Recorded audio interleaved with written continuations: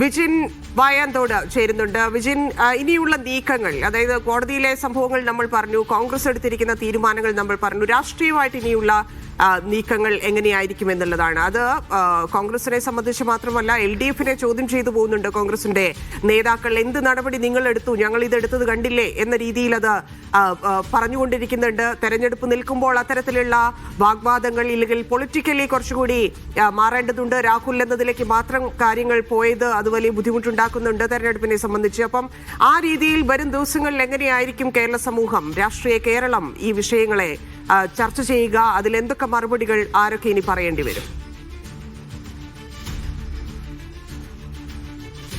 തന്നെ കോൺഗ്രസ് നേതൃത്വത്തെ സംബന്ധിച്ചിടത്തോളം ഭയങ്കരമായ ഒരു സമ്മർദ്ദം കോൺഗ്രസ് നേതൃത്വം നേരിട്ടിരുന്നു എന്നുള്ളതാണ്. ഒരു ഭാഗത്ത് രാഹുലിനെ പുറത്താക്കരുതെന്ന കടുത്ത സമ്മർദ്ദം ഷാഫി ഉൾപ്പെടെയുള്ള നേതാക്കളിൽ നിന്ന് ഉണ്ടായിരുന്നു. മുൻകൂർ ജാമ്യാപേക്ഷ പരിഗണിക്കും വരെ ഒരു കാരണവശാലും അങ്ങനെ ഒരു തീരുമാനത്തിലേക്ക് പോകരുത് എന്നതായിരുന്നു അവരുടെ വാദം. പക്ഷേ ആദ്യഘട്ടം മുതൽ തന്നെ ഇങ്ങനെ തെളിവുകൾ ഉൾപ്പെടെ പുറത്തു വന്ന സാഹചര്യത്തിൽ പുറത്താക്കണം എന്നുള്ള അഭിപ്രായം കോൺഗ്രസിന്റെ മുതിർന്ന നേതാക്കൾ തന്നെ എടുത്തു.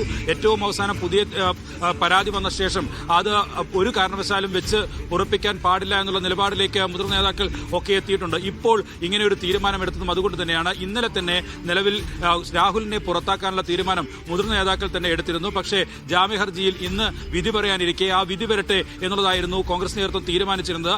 അതുകൊണ്ട് തന്നെയാണ് നേരത്തെ കൂട്ടി തയ്യാറാക്കി ടൈപ്പ് ചെയ്ത് റെഡിയാക്കി വെച്ച ഒരു വാർത്താക്കുറിപ്പ് അത് രാഹുൽ മാങ്കൂട്ടത്തിലിന്റെ മുൻകൂർ ജാമ്യാപേക്ഷ കോടതിയിൽ തള്ളിയിരിക്കുന്നു എന്നുള്ള വിവരം മാധ്യമങ്ങളിലൂടെ വന്ന ഉടൻ തന്നെ അത് ഒറ്റയടിക്ക് എല്ലാ ഗ്രൂപ്പുകളിലേക്കും പ്രചരിച്ചു. അതാണ് കോൺഗ്രസ് നേതൃത്വം ചെയ്തത്.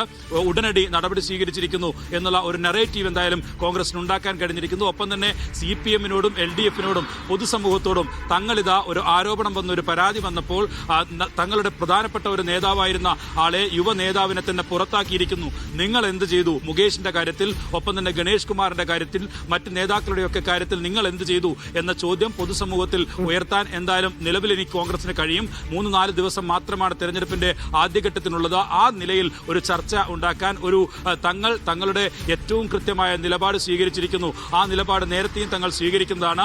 ഇനിയും അങ്ങനെ തന്നെ ആയിരിക്കും എന്നുള്ള ഒരു നറേറ്റീവ് ജനങ്ങളോട് പറയാൻ കഴിയുന്ന നിലയിലുള്ള ഒരു നടപടി തന്നെയാണ് ഇപ്പോൾ ഉണ്ടായിട്ടുള്ളത്. ഒപ്പം തന്നെ VD സതീശനും രമേശ് ചെന്നിത്തല ഉൾപ്പെടെയുള്ള നേതാക്കളും സ്വീകരിച്ച ആദ്യഘട്ടം മുതൽ തന്നെ സ്വീകരിച്ച നിലപാട് ഒരാളെയും അങ്ങനെ കുറ്റക്കാരനാണെങ്കിൽ വെച്ച് പുറപ്പിക്കില്ല എന്നുള്ള നിലപാടായിരുന്നു. ആ നിലപാട് തന്നെ ശരിയായിരിക്കുന്നു. ആ നിലപാട് നടപ്പിലാക്കി കഴിഞ്ഞിരിക്കുന്നു എന്നുള്ള തരത്തിലുള്ള പ്രചാരണം നടത്താൻ കഴിയും. ഒപ്പം തന്നെ നിലവിൽ സ്വർണ്ണക്കൊള്ള ഉൾപ്പെടെയുള്ള വിഷയങ്ങൾ തദ്ദേശ തെരഞ്ഞെടുപ്പിൽ ചർച്ചയായിരുന്ന ഘട്ടത്തിലാണ് ഈ രാഹുൽ മാങ്കൂട്ടത്തിനെതിരായ വിവാദമുണ്ടാവുകയും അത് പരാതിയായി ഉയർന്നു വരികയും ഒക്കെ ചെയ്ത് ആ വിഷയത്തിലേക്ക് മാത്രം കേന്ദ്രീകരിക്കുന്ന സാഹചര്യത്തിലേക്ക് കാര്യങ്ങൾ എത്തിയത്. അതിൽ നിന്ന് ഈ അവസാന ദിവസങ്ങളിൽ മാറ്റിയെടുത്ത് വീണ്ടും സർക്കാരിനെതിരായ ഭരണവിരുദ്ധ വികാരം, ഒപ്പം തന്നെ സ്വർണ്ണക്കൊള്ള ഉൾപ്പെടെയുള്ള വിഷയങ്ങൾ തെരഞ്ഞെടുപ്പ് പ്രചാരണത്തിൽ പ്രധാനമായും തിരിച്ച് കൊണ്ടുവരാൻ കോൺഗ്രസിന് ഇനി കഴിയും, UDFന് ഇനി കഴിയും. ഇനി ഒരു പ്രതിരോധത്തിന്റെ ആവശ്യം എന്തായാലും നിലവിൽ കോൺഗ്രസിനോ UDFനോ ഇല്ല.